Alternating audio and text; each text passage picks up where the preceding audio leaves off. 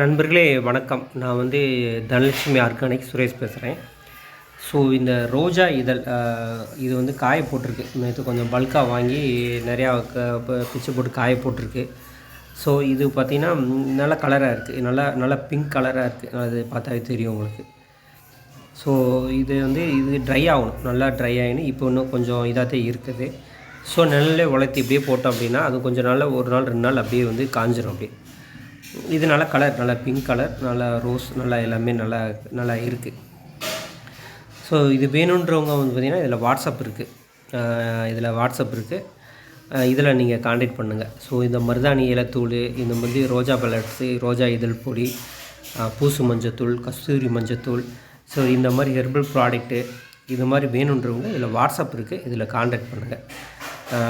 நன்றி நண்பர்களே. இந்த வீடியோ பார்த்ததுக்கு ரொம்ப நன்றி நண்பர்களே.